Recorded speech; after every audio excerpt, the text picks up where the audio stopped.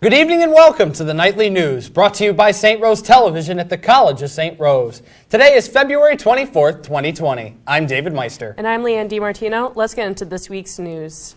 This week we will be talking about the Human Library event, the announcement of the college's new nurse practitioner, Quail Street Boxing's 20th anniversary, Mahogany Brown's visit to Albany, and Sabor Latino's Dominican Independencia event.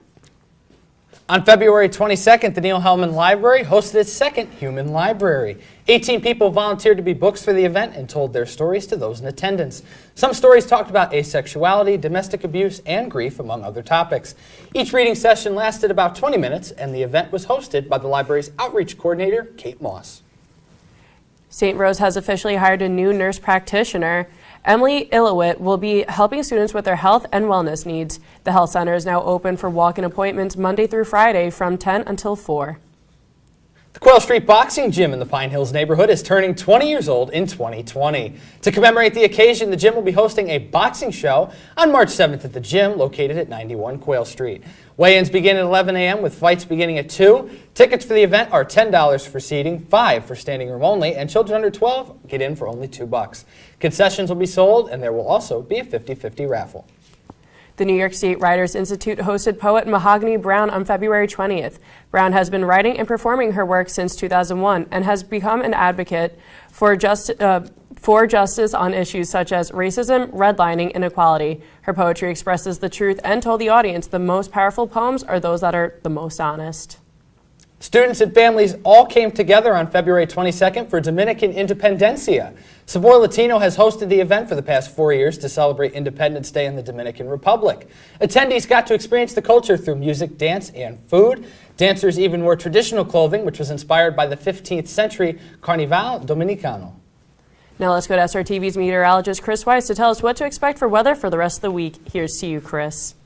Thank you, Leanne. So let's get into the weather for this week. So I must say, we've been off to a beautiful weekend, and today was just even better.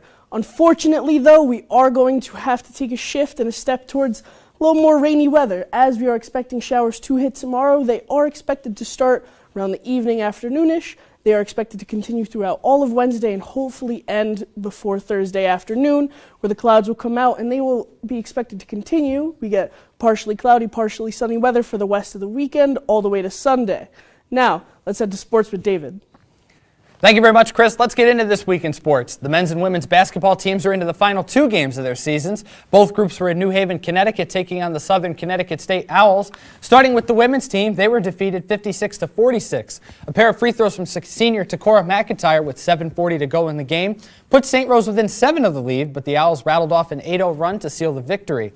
Junior Nina Fadulo powered the St. Rose offense with her 10th double-double on the year. She finished with 14 points and 15 rebounds. McIntyre had 10 points along with 5 assists. The loss makes their record 7-18 heading into the senior night season finale, which will take place tomorrow night at 5:30 against the American International Yellow Jackets at the Nolan Gym.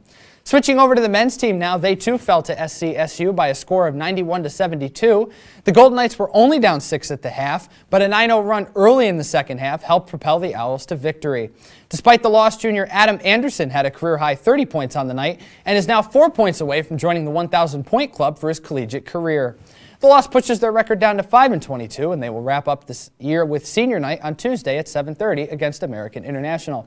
And a sure sign of spring now is baseball season is officially underway for the Golden Knights.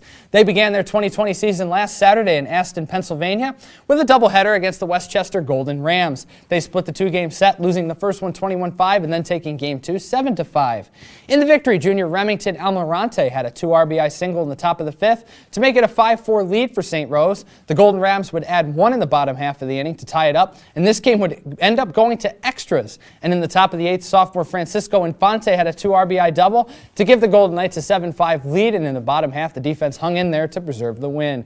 Infante finished the night going 2 for 4 in Game 2, while senior Andrew Padone went 3 for 4 with 3 RBIs. The team has one more doubleheader in the Keystone State before heading down to North Carolina and Georgia for some games over spring break. And that's all for sports this week.